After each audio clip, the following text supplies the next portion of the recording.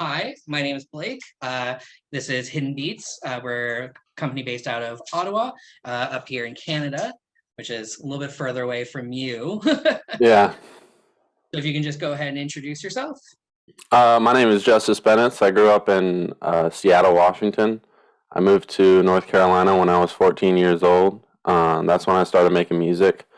I had a really, like, my family was, like, very musical and whatnot. So that kind of influenced me, and I was listening to music a lot, but I never actually really got into, like, the making music or writing songs aspect until I was about 14. That's when I moved out to Raleigh. I was kind of, by myself. I didn't really have any friends. I just moved here. I was a freshman in high school. And so it was kind of tough, moving to a new place. And so writing music kind of helped me, express myself in my own way. And it was something I always turned to no matter what I was doing. Like I tried playing a bunch of sports and stuff and doing all that. And it was just like I was always writing my music while I was doing everything else I was doing. So I was working and stuff, doing my thing, trying to find, my purpose or whatever. I went to college for 2 years. I did community college for 2 years, and then I moved about an hour and a half away, and then the coronavirus hit. I had moved back, and I was just at home working. I was selling cars, pressure washing, like doing a bunch of odd jobs, like watching dogs for people, just trying to make money, living on my own. I moved out of my parents' house and was living with some buddies. And then while I was selling cars, I was just like tired of my day to day life, just tired of like waking up and doing the same routine like every single fucking morning. And it was like only like a few months in too. Like I wasn't selling cars that long until I was just like, fuck this. Like I'm going to I'm gonna go do what I want to do. So I actually opened a studio before I started, making music full time. So I opened a studio while I was selling cars, and that kind of led me to start like actually making my music and releasing it and stuff like that. And that was about 6 months ago. And once I started doing that, then everything kind of started falling into place. Dang, that was that filled in a lot of gaps because I was like trying to like look you up and do a little research for chatting with you because I didn't want to like go in blind. I was like, there's nothing on him anywhere. You got like I Yeah, don't know, like five, six singles on like Spotify. And I was like, sweet. And I like tried to find interviews with you, and there was just like the same paragraph, which was like over and over of just like, yeah, he's making music now. And I was like, but he's like 21. He had to have a life before that. So that's crazy. yeah. Like, so I can totally empathize with the not having any friends thing. We moved cities, so about 2 hours away when I was like 13. So yeah, just like that awkward age where you already like feel weird and lonely and Hmm. hate yourself, and then you're just like thrown to a new territory. You're just like, oh sweet, Yeah, yeah, it's other now side of the comes first. world. Yeah, yeah. Because I was gonna say Raleigh. Like I'm not super. I don't know American geography super duper well, but yeah, Mm. Raleigh's very far away from Seattle. Yeah, very far away. Yeah. 3,000 miles. Jeez. So were you said you have like a pretty musical family. Was it just like you guys all jamming together or just So music I helped with actually, yeah, my mom was is an amazing singer, and she's amazing at the piano as well. She has like perfect pitch. She knows like everything there is to know about music theory, and so like I was kind of just like standing behind here. My parents were divorced, so I was like going back and forth from my dad's and my mom's house when I was younger, and so but I saw her. She was like in a jazz band. She would sing at the church, and she would play the piano. And every time there was like a karaoke event, she was up there fucking singing, just amazing everybody for no reason. And my uncle was in a small band called Point Defiance, and he was the lead singer for that band. And we would always go and visit him down in Portland, and I would be in his basement. He had all his musical stuff down there, and my mom would like record music and stuff, and I would see her like recording the music and like playing the tapes. Like she would record it onto tapes, and she would have a bunch of tapes in her car, and she would play it for me, and I just thought that was fucking awesome. Yeah, there's something about driving and listening to music that just makes everything better and just makes every Yeah. song that much more amazing. So what made you pivot into going more of like a hip hop route and like writing beats? as opposed to going to a more kind of like band style, like that your family was doing?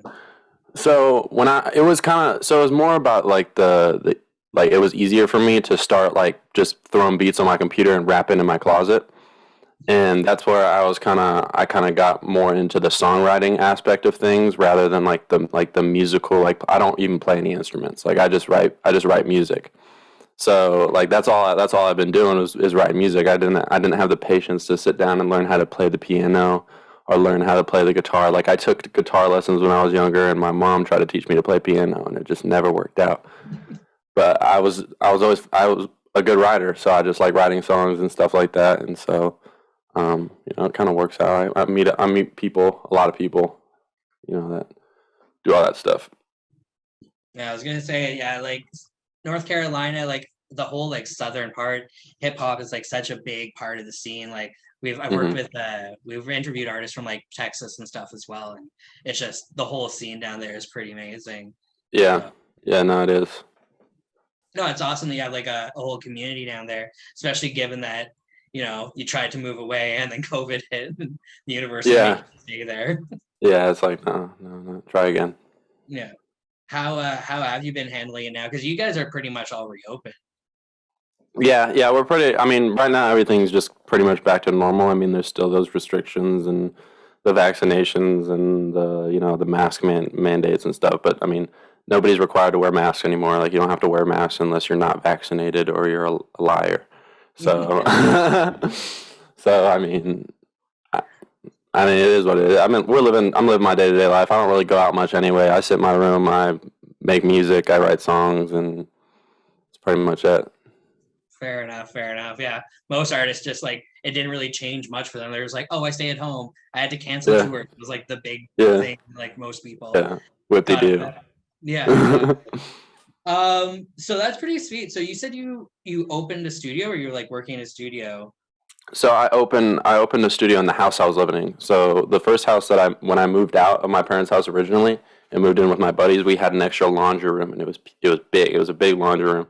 And so I just made a bunch of like panels out of rock wool and shit, and I hung them up on the wall, and I soundproofed the whole room. And I linked up with a friend of mine who I had met in high school, and we never really linked up and made music, but he was like always making beats and stuff. And he hit me up like later on and was like, "Yo, you need help with your mixing?" And I was like, "Yeah, I need help with my mixing. Like, I don't know what the hell I'm doing." And so he came over, and we linked up, and the idea of the studio just came about. So I built the studio like next day. We started working on it, and it started doing well. Just kind of capitalizing on the whole hip hop scene. People just coming in and paying to rap over like YouTube beats and stuff like that.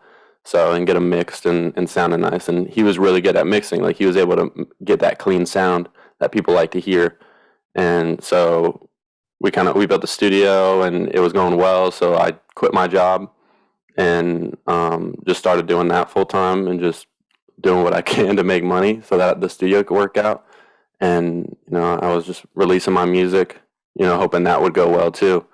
And everything just kind of fell into place. So I was able to just like do music full time and run the studio, and that's how I make a living. Yeah. I'm guessing that then was the inspiration for your latest single. Yeah, yeah, Yeah, I was like listening to it. I was getting ready this morning. I was just like, oh, this is fun. This is like a yeah. dope, like just summer beat. It's super upbeat. It's like pretty different from some of your other tracks too. Like, what was it? War. I was listening to like I just like went through your whole like Hmm. discography online, obviously, but like it was such a huge like vibe change, but like in a really good way. Like, don't get me wrong. Hmm. Yeah, no, that was mainly my manager who I got linked up with when I was posting. I was doing a bunch of the whole TikTok thing, releasing my music on TikTok, and like I said before, like I was originally, I started rapping in my closet. Like I was always on the whole rap thing. Like I was listening to J. Cole, Chance the Rapper, Logic, things like that. Like I was pretty adamant about the whole rap thing because I never thought that I could be a good singer because like I didn't know like the mixing abilities and how to do any of that stuff, and like I didn't think I had a good voice until people started telling me. It was like, maybe you should start singing, and that was when I started singing. And my manager linked up with me, and he encouraged me to do the whole singing thing a little bit more, and that's when we dropped Replace You. That track went like it did pretty well on TikTok, and he hit me up through that song, and we got that finished together, and I dropped it under his private label, and yeah, and then we've just been working ever since. He linked me up with some writers out in New York, my guy Jesse Fink. And we linked up out there and made Nightstand.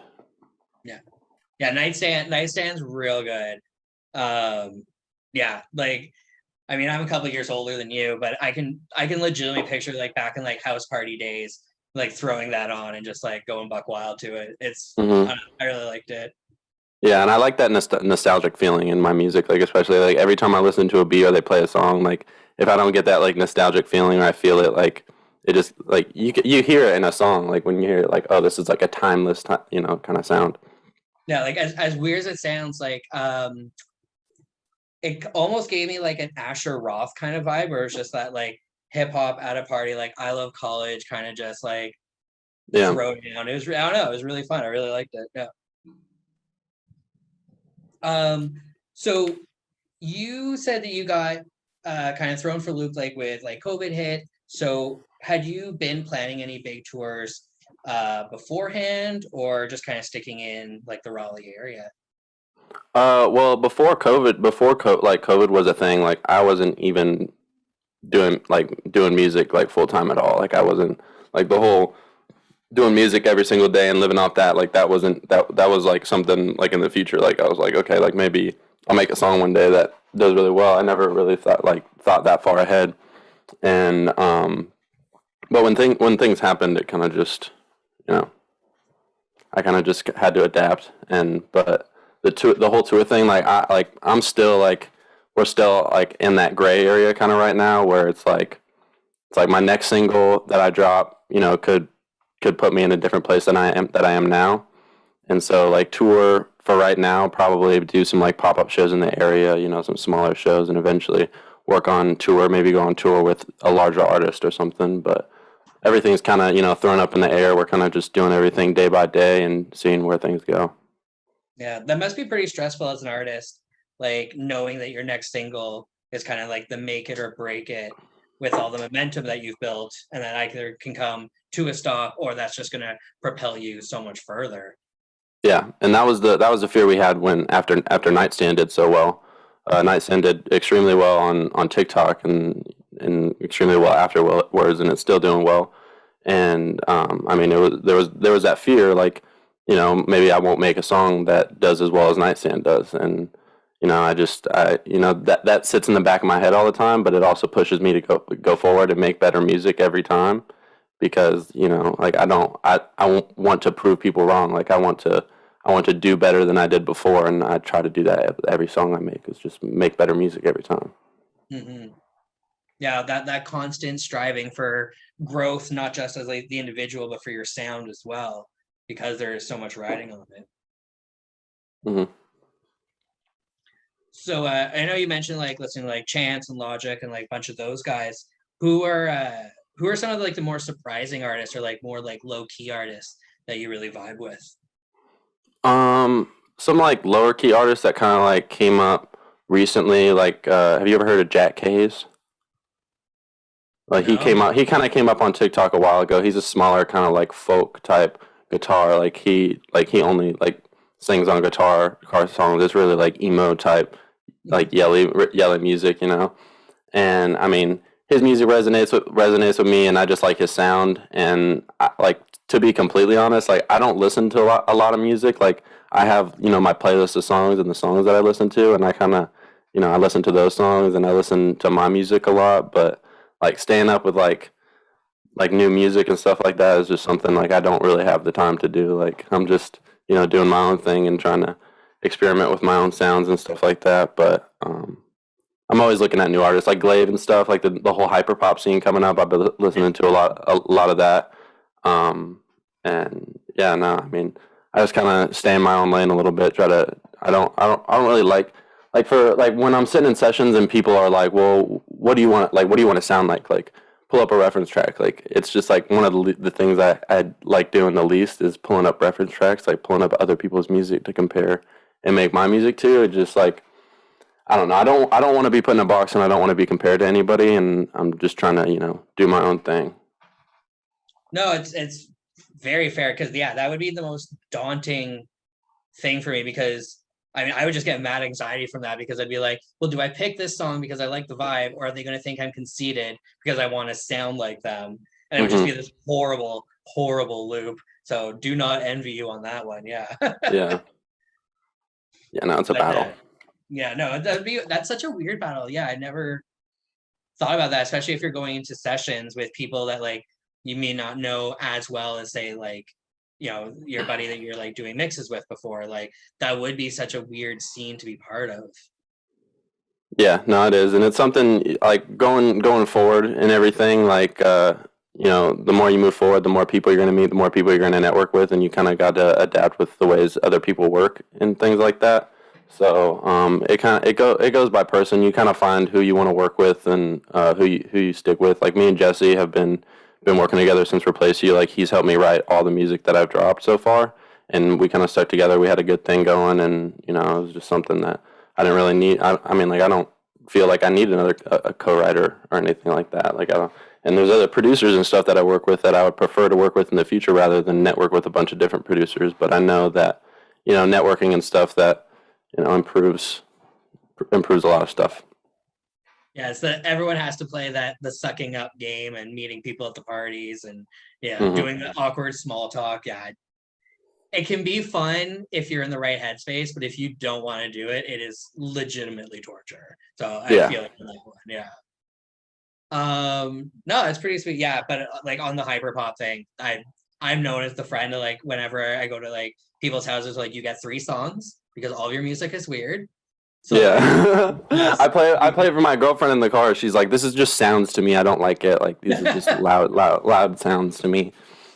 yeah, I have received that a lot. Everything from like back in the day with like the like noise rock jam bands like Shoo Shoo and stuff like that to yeah, like Thousand Gex and all those guys. And they're just like my friends are like, no, this isn't driving music. Put on like classic rock or something. I don't care. Yeah.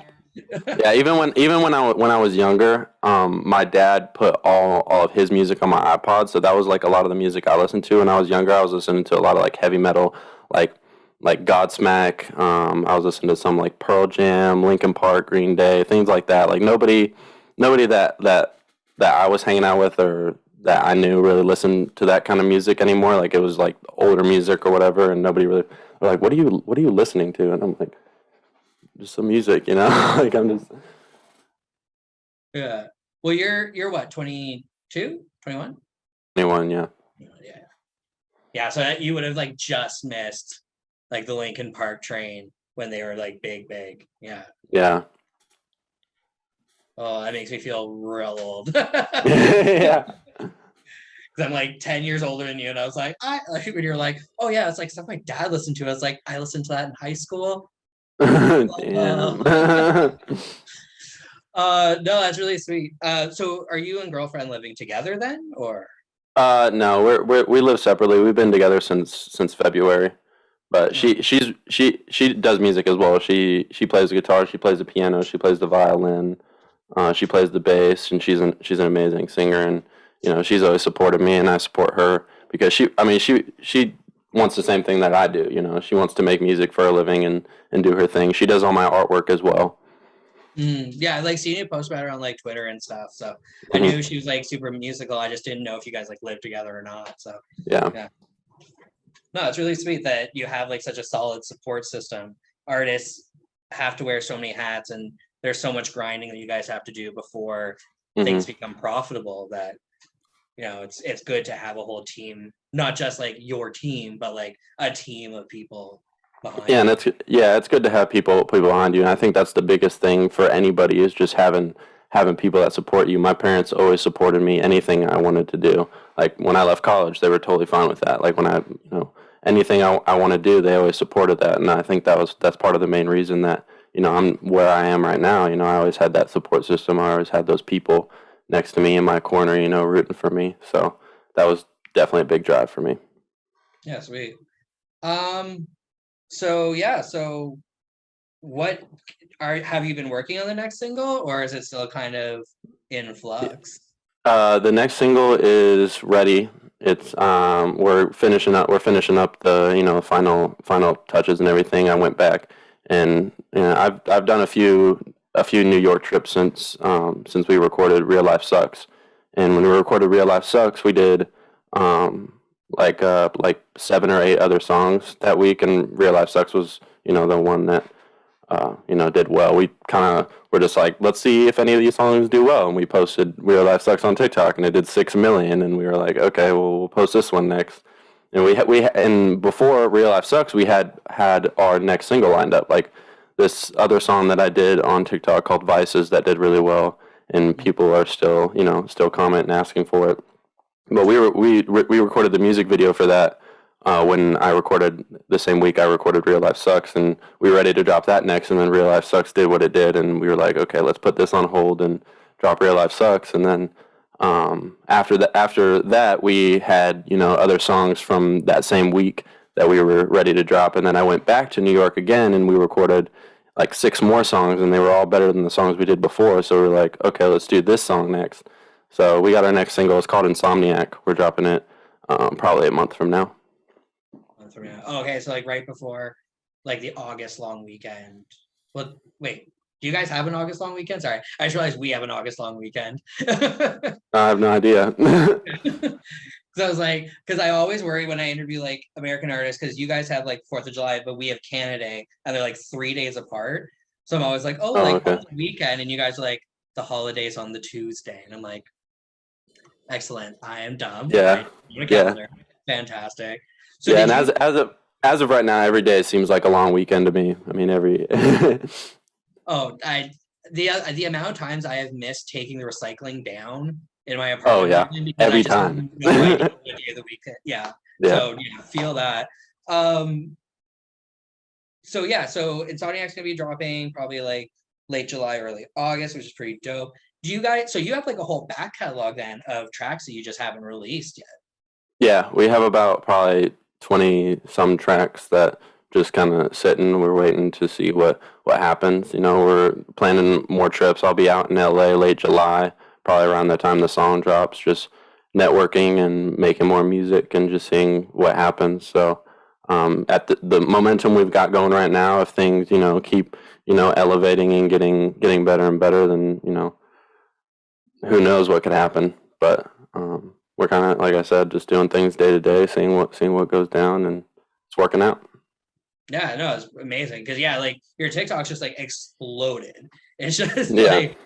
I freely admit, like I mostly just watch. I don't like create anything on there just because I'm just not that talented. I'm great at writing, great at interviewing people, Yeah. and shitty at making 1-minute videos. Yeah. Because like even up here, we don't have the creator fund like you guys down in the States do. So it's like even if you blow up here, at most you're getting like some sponsorships from some like smaller companies, but you can't really get monetized the same way. Yeah. What's that like for you then, having basically your entire music career been on like a digital platform like that? It's actually pretty scary at times because you don't know when things are gonna just flop for you, and you don't know if like, for example, this next song we drop, I haven't posted on TikTok. No one's really heard the song, so like there's always that fear. Like I post a song and it doesn't do anything, and people don't like it, and I gotta figure out what to do next. And it's always that worry. It's a battle, and it's a lot of it's mental too. Like you gotta understand that just because one TikTok didn't do well doesn't mean that the song is bad or anything. You just gotta keep promoting it and doing things the right way. It's never really about the music. It's more just about how you put it out to people and how you market yourself. And having that faith and in yourself as well. Like you said, like that strength of knowing like, okay, just so they flopped here doesn't mean that the whole project is a flop. Yeah. Yeah. No, that's awesome. Sure. Yeah, because I was gonna like that must be strange having not, with most, I should say most, but the significant portion of artists, it's like, they do smaller venues, making it to like bigger venues, they post stuff online on digital media, and then it kind of goes into a much bigger international scope. But for you, it's been like all consistently basically off of TikTok and then kind of like grown out roots from there, which is kind Yeah. of interesting that you did it basically like in reverse. Yeah, pretty much. Yeah. Oh, it's really, really cool. Yeah, just 1 second. I always try to not look at my notes when we do things. And I always end up inevitably forgetting one thing, so I apologize. No worries. Yeah.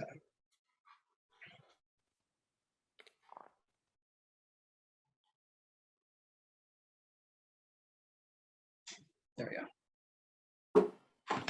Luckily, I write everything in like super bullet points, so it takes like 1 minute to scan. I'm just like, oh, there's all 20 of my points done. Something else I find like really fascinating about you is like you and your girlfriend like game and stuff together too. You're not just musicians; like everything's pretty intertwined. So you guys post about Minecraft all the time on Twitter. Yeah. No, we just recently got into that. We were just trying to find something to do in our spare time, something that we can kind of lock in on and just ignore everything that's going on.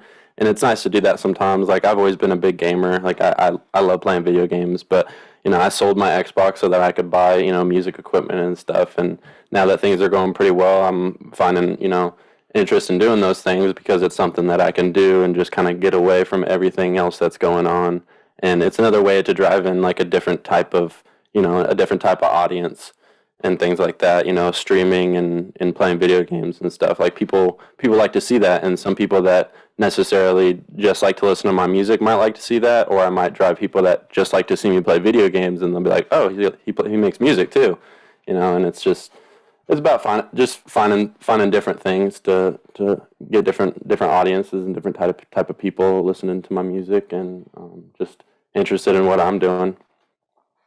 Yeah, no, the cross promotion that like I'm gonna say like that like a lot of the younger artists that we've worked with are doing. It's amazing. We interviewed MXN Tune last summer.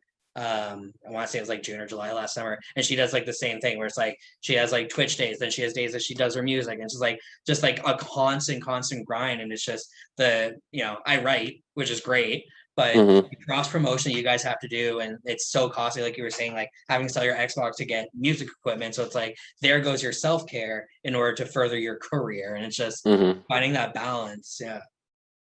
Yeah, balance is key. Balance is key with everything. Just trying to balance time, balance, people in your life, balance your work and everything. It's just everything you got to do. You just got to think about it.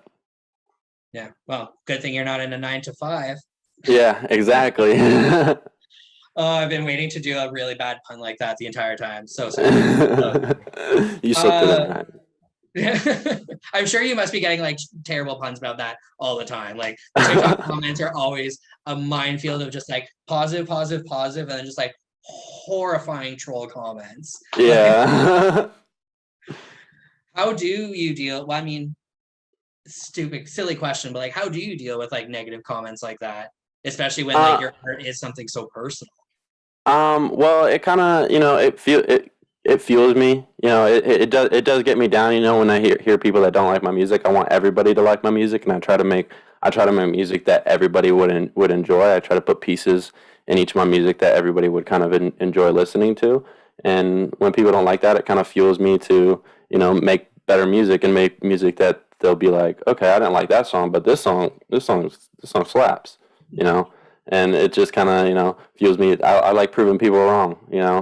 That's one of my main things is just proving people wrong and doing things that people didn't think I could do, and so it kind of just gets me going.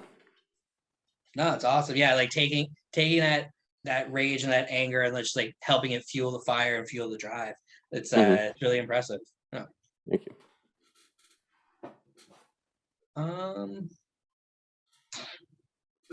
I think that was everything I want covered. We talked about your new single. We talked about what's coming up. I know you're planning on going to like New York and LA soon.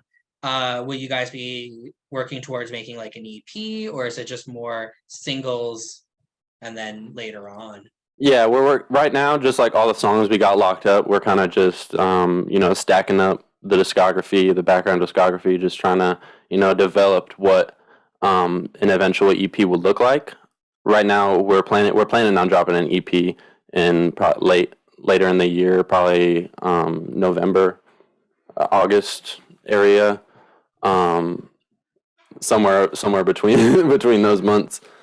Yeah, it's like back to But school time, get everyone at the dorms and shit like that, partying it up yeah, right before yeah, winter hits. and just hyping up these singles and stuff to get more people listening and more people wanting more music, and it's just like a lot of steps we got to take, but it's definitely in the plan. We're working on the EP right now. Yeah, no, I'm always amazed by like how much work goes on behind the scenes. I mean, like doing work like this, like yeah, we work with like your managers and stuff like that because we do a lot of work with like the PR companies, but just like all the different like recording, all the studio sessions always like blows my mind how much work goes on before even we get involved. And you guys have been doing stuff for like months, sometimes like a year beforehand. It's crazy. Yeah, no, there's a lot of work that goes on, and even for anybody's EP, they had probably 100 other songs they were looking at, trying to, put the pieces together, and everybody works differently. Like some people probably just made 13 songs, and they're like, these are the 13 songs that are going on the EP. Some people make 100 songs, and then they're like, okay, these 10 ones are going on the EP. No, it must be hard to go through that selection process. I mean, I'm sure there's some that you're like, no, this one was like weaker than the other batch, like whatever. But it must be Yeah. difficult, yeah, to like hone that in when each song does have such like intense connection and meaning to you. Yeah, not necessarily just posting all the songs that I like personally, and kind of reading and doing that having that A&R mindset, and kind of selecting the songs that not only I will like, but everybody as a collective will kind of enjoy too. Sweet. So yeah. Well, it was great chatting with you. Like this Yeah, is you as well. awesome. Awesome. Thanks so much, man. Well, enjoy your day. Hopefully you guys are having slightly better weather than we're having up here. Yeah, it's nice out today. Oh, it's over 100 degrees right now. Oh, really? Yeah, and Yeah, I we're can't. yeah, we're a humid city too, so it's like a 10 Celsius degree difference between the actual temperature and the humidity. So we're Oh, all yeah. dying. Yeah. Yeah, no, I feel it. Anytime it gets hot here, it's just you walk out, the air is thick. You can taste it. Yeah, no, it's been a lovely, lovely couple of days. So I thank bet. you so much, man. Like I No said, problem. huge fan of music. So looking forward to your new stuff. Yeah. Appreciate it, man. Take it easy. Talk to you later.